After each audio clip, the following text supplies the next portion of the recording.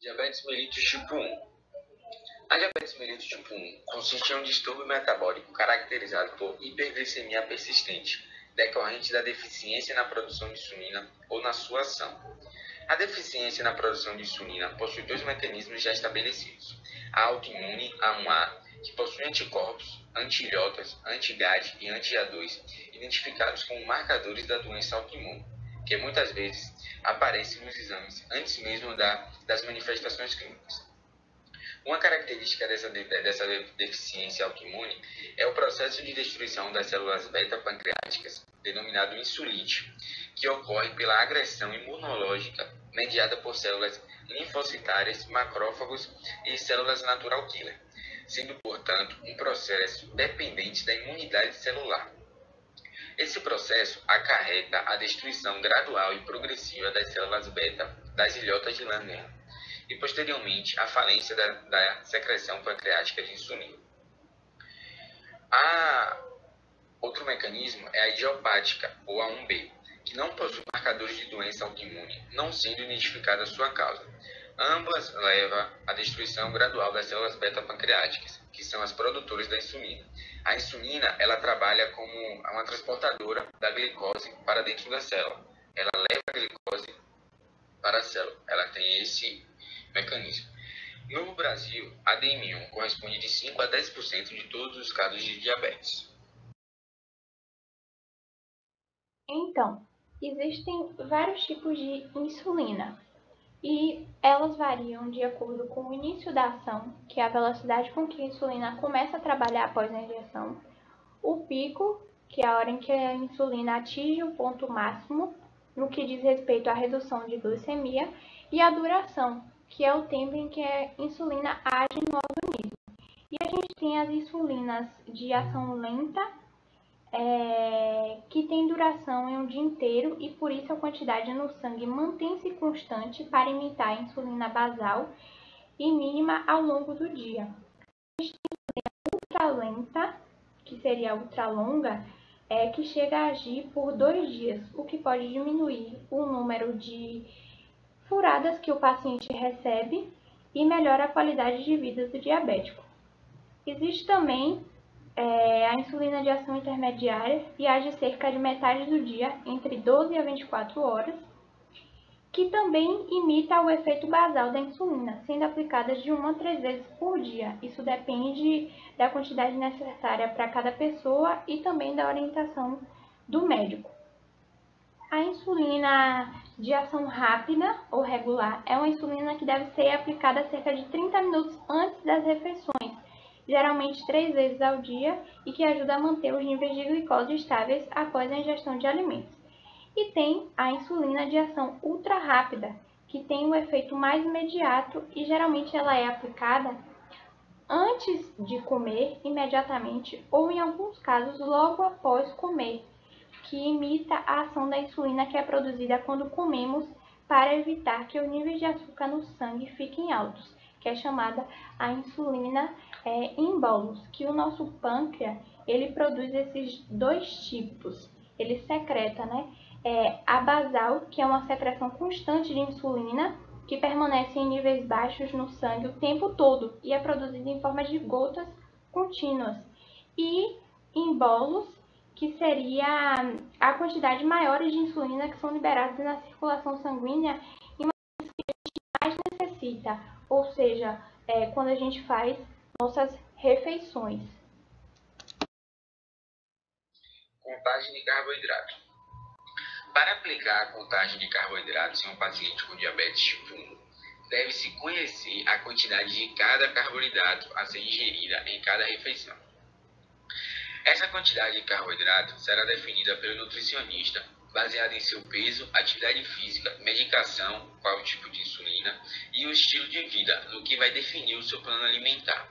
A quantidade de carboidratos para cada alimento deve ser encontrada nos rótulos ou até mesmo no manual de contagem de carboidratos para pessoas com diabetes, da SBD, Sociedade Brasileira de Diabetes. A regra geral para adultos seria uma UI de insulina rápida, ultra rápida, a cada 15 gramas de carboidrato. Aqui do lado nós temos uma tabela para poder exemplificar de forma rápida. Temos aqui o café da manhã habitual, que é um pão francês com 28 gramas de carboidrato, um copo de leite com café com 12 gramas de carboidrato, meio mamão papaya com 13 gramas de carboidrato. Somando tudo isso, nós temos no café da manhã 53 gramas de carboidratos. E assim vamos determinar qual tipo de insulina a gente vai usar no paciente. Temos também na contagem do carboidrato alimentos que não são necessários fazer a contagem, como vegetais crus e cozidos em pequenas quantidades, até 1 xícara de vegetal cru ou meia xícara de vegetal cozido, carnes de boi, aves e pescados, desde que não ultrapassem a porção de 120 gramas, azeite, maionese, creme de leite, água, café, chá e adoçante.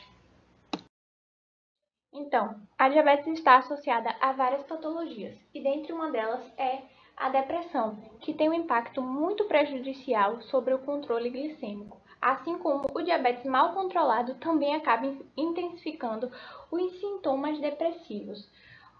Nosso corpo ele é muito sensitivo, então se o corpo não vai bem, a mente também não vai bem, principalmente quando o paciente ele não consegue obter o controle glicêmico ou quando enfrenta algumas complicações do diabetes ou até mesmo não aceitou que ainda tem a doença e aí ele acaba se convencendo de que perdeu o controle sobre ela.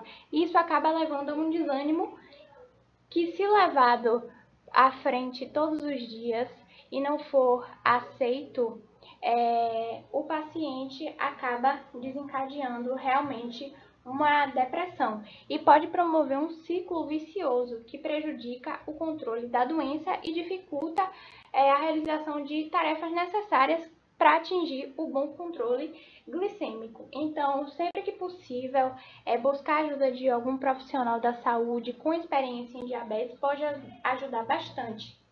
E também, no sentido oposto, o alívio dos sintomas da depressão associa uma melhora significativa do bom controle glicêmico.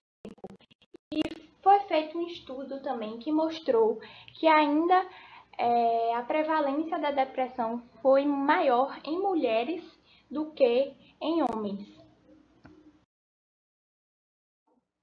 Retinopatia diabética. A retinopatia diabética é uma doença que afeta os pequenos vasos da retina, região do olho responsável pela formação das imagens enviadas ao cérebro.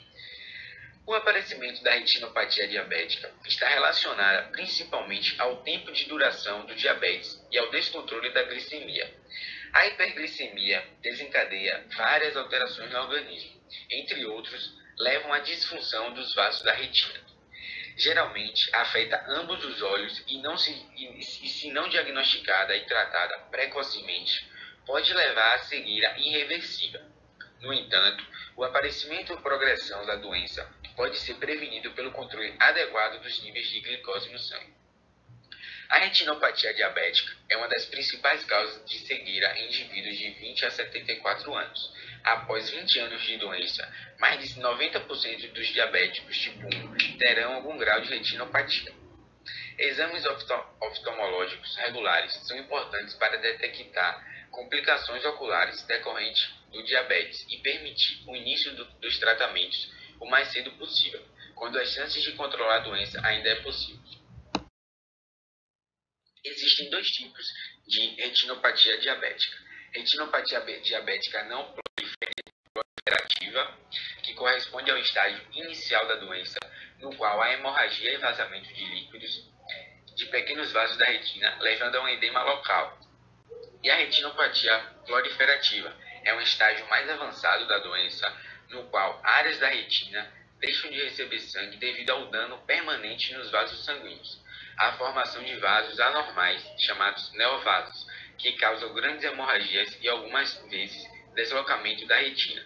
Aqui você pode ver que a não proliferativa ela é o estágio inicial da doença, e a proliferativa já é bem mais avançado, que é quando você não tem um diagnóstico precoce, que já acaba sendo algo que se torna irreversível. A nefropatia diabética é uma complicação comum em pacientes com diabetes mellitus tipo 1, que seriam alterações renais, estruturais e funcionais dos rins, que se instala de uma maneira gradativa e assintomática, estando presente em 1/3 dos diabéticos tipo 1. Muitos fatores se relacionam no desenvolvimento do dano renal, tais como a hiperglicemia associada ao mau controle da pressão arterial, dos níveis do colesterol, hábitos de fumar e também fatores genéticos. Por ser assintomática no começo, o sinal constante mais precoce é a microalbuminúria, que seria a perda de proteína pela urina, que geralmente é identificada nos exames bioquímicos. A hipertensão e algum grau eventualmente se desenvolve na maioria dos pacientes que não são tratados. E nos estágios mais tardios, os pacientes podem desenvolver sinais e sintomas de uremia mais precocemente que os pacientes sem a doença, possivelmente porque a associação da lesão do órgão-alvo em decorrência de diabetes e da insuficiência renal acaba agravando esses sintomas.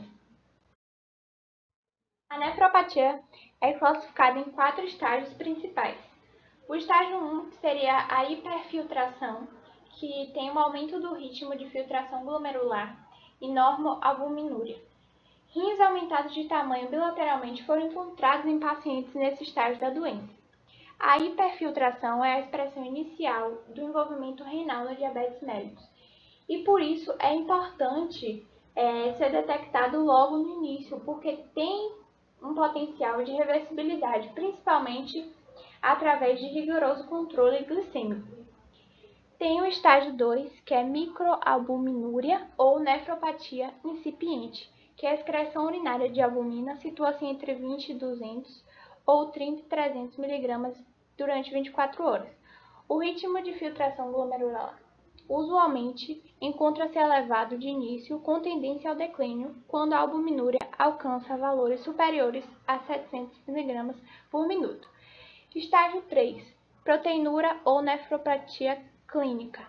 A excreção urinária de albumina atinge valores superiores a 200 ou 300 mg em 24 horas. Observam-se queda progressiva do ritmo de filtração glomerular e aparecimento de hipertensão. E o estágio 4, que é o estágio mais avançado, seria a nefropatia terminal. Pacientes em IRC, que é insuficiência renal crônica, em programas de diálise e transplante renal.